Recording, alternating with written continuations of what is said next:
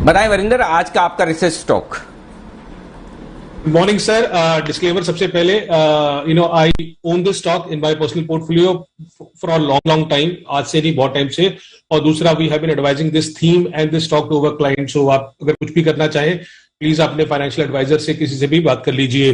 Sir, एक theme जो मैं थोड़ा सा बड़ा पिक्चर पहले चालू करता हूं उससे, तो after steel and sugar, one thing we have been liking since last 6 months is real estate. और रियल एस्टेट में सिर्फ एक रियल एस्टेट कंपनीज नहीं होती हैं, एंसिलरी प्लेज भी बहुत होते हैं।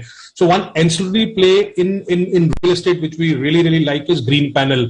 सो ग्रीन पैनल सर, अगर बड़ा पिक्चर देखें तो it's a company which is play on the real estate sector in India.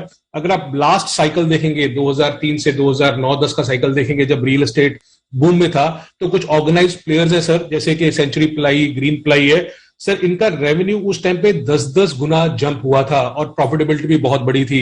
तो अगर आपका साइकिल ठीक पकड़ा हुआ आपने, तो उस साइकिल में यू हैव सीन कि these companies growing much faster than the real estate companies.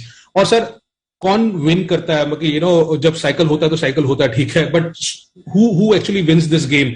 Sir, अगर वो इंडस्ट्री स्ट्रक्चरली हाई ग्रो कर रही है, किसी कंपनी का लार्ज मार्केट शेयर है, आपने एफिशिएंट कैपिटल एलोकेशन देखा है, और वो कंपनी उस पॉइंट को क्रॉस कर गई है जहां पे जो इंटरनल एक्रूअल्स है वही आपको सेल्फ सस्टेनेबली कैपेक्स को फंड करते रहेंगे।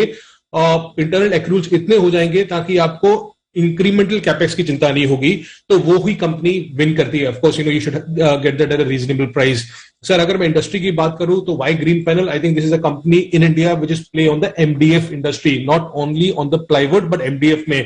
सर, एक सिंपल सा उदाहरण देता हूं कि एमडीएफ इंडस्ट्री में क्या होता है कि अगर आप ग्लोबली देखेंगे तो ग्लोबली मार्केट बहुत बहुत बड़ा है, मगर it is around $60 billion, $60 billion। और एमडीएफ जो है वो 65% ऑफ वुड पैनल इंडस्ट्री होता है, और बाकी जो होता है 35% प्लाईवुड होता है। सर, इंडिया में ये पूरा उल्टा है। इंडिया में जो एमडीएफ है सिर्फ 10% है। सो आप सोचिए कि इंडिया का पेनिट्रेशन 10% है और ग्लोबली जो पेनिट्रेशन है 65% है। और सर, हमारा जो टोटल वुड पैनल मार्केट है वो सिर्फ 25,000 करोड़ है, और एमडीएफ का मार्केट शेयर ओनली 10% है। सो आप सोचिए कि कितना बड़ा अपॉर्चुनिटी यहां से हो सकता है। From 2,500 crore this market can go to anywhere. आज इंडिया का सर जो एमडीएफ कैपेसिटी है सिर्फ 1.5 मिलियन क्यूबिक मीटर है, जो सीबीएम उसका यूनिट बोलते हैं, और चाइना का 50 है सर। सो चाइना 50, हम 1.5। ग्लोबली 65% मार्केट शेयर एमडीएफ, हम 10%। So there is a huge runway for the industry. और ऑफ कोर्स आपको मालूम होगा कि जो कॉस्ट होता है 19 mm एमडीएफ का, वो 30 से 32 रुपए पर स्क्वायर फुट होता है, और आप इक्विवेलेंट प्लाईवुड देखेंगे तो 40 से 42 होता है। सो आज कंस्ट्रक्शन में एमडीएफ बहुत ज्यादा यूज होता है सर। इसका कारण यही है कि हमें वो बहुत कॉस्ट इफेक्टिव है, प्रीमियम है, और मिड सेगमेंट में बहुत लगता है। तो सिंपल सी बात है सर कि अगर एमडीएफ का मार्केट जो आज 10% है, हमारे हिसाब से वो अगले 3-4-5 साल में वो 30-35% हो सकता है। और अगर एमडीएफ पोटेंशियली मार्केट 2,500 करोड़ से 15,000 का मार्केट हो सकता है इन द नेक्स्ट 3-4 ईयर्स। आज के टाइम में सर 1.9 मिलियन क्यूबिक मीटर जो उसका कैपेसिटी है, FY30 तक उम्मीद है कि ये 7 मिलियन क्यूबिक मीटर हो जाएगा, विच इज 4 times। तो इंडस्ट्री खुद आपका 4 टाइम ग्रो करना है। और already on the announced capex sir, MDF will be 3 million cubic metre market by FY24। सो इंडस्ट्री बहुत बहुत ग्रो कर रहा है सर। लास्ट में अगर आपने देखा हो, चाहे वो सबसे बड़े प्लाईवुड प्लेयर्स हो, सेंचुरी प्लाई हो, चाहे कोई भी हो, उन्होंने कैपेसिटी प्लाईवुड में डाला ही नहीं है सर, सबने एमडीएफ में डाला है। सो आपका प्लाईवुड 2 या 3% ग्रो कर रहा है, और आपका एमडीएफ कम से कम 15-20% ग्रो कर रहा है। सो एवरीवन नोज कि हाँ this is an industry to focus on. So now why Green Panel sir? हमारे पीपीपी मॉडल के हिसाब से, जैसे मैंने बोला, it has to be the largest market share. आज की टाइम में सर 28% मार्केट शेयर इसके पास है, और डेट इक्विटी सिर्फ 0.5 है।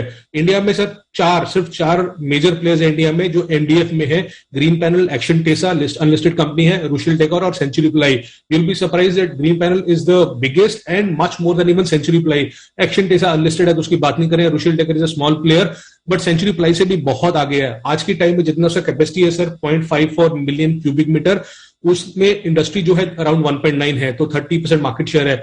और ये हमारे हिसाब से जब ये जो कैपेसिटी अनाउंसमेंट किया हुआ है इसने, तो इसका सर जो रेवेन्यू है 50% अगले 2 साल में बढ़ जाएगा, और FY22 to 24 इसका cumulative revenue sir 4,500 crore, EBITDA 100 crore, और ऑपरेटिंग कैश फ्लो 800 करोड़। सो आज मार्केट कैप कुछ 3,000 करोड़ के आसपास है सर। सो 3,000 करोड़ पे आपको एक कंपनी मिल रहा है जिसका operating cash flow in the next 3 years will be 800 crore. So you can imagine sir कितना पैसा जनरेट करेगा, नया कैपेसिटी लगाने के लिए। So I will not be surprise कि हाँ भी कि अगर सिर्फ इसका कैपेसिटी सर FY26 तक 1 मिलियन क्यूबिक मीटर हो जाएगा, मतलब 3 गुना हो जाएगा यहां से। आज के टाइम पे सर ये 15 टाइम पे अवेलेबल है, कंपनी 7 टाइम्स EV EBITDA पे है और 10% FCF यील्ड मिलता है। बहुत कम कंपनीज होती है सर जो इस स्पेस में इस तरीके से कर रहा है। As I said the risk is only कि अगर आपका रियल एस्टेट साइकिल उस तरीके से नहीं बूम किया जिस तरीके से हम सोच रहे हैं, but if you are searching for a play which is not only the real estate, land bank story and an ancillary play, I think this is a fantastic company to look at. As I said, this is a MDF oriented company. Century Ply is more diversified. ये दोनों में अंतर है. Disclaimer आपको बोल चुका हूं sir.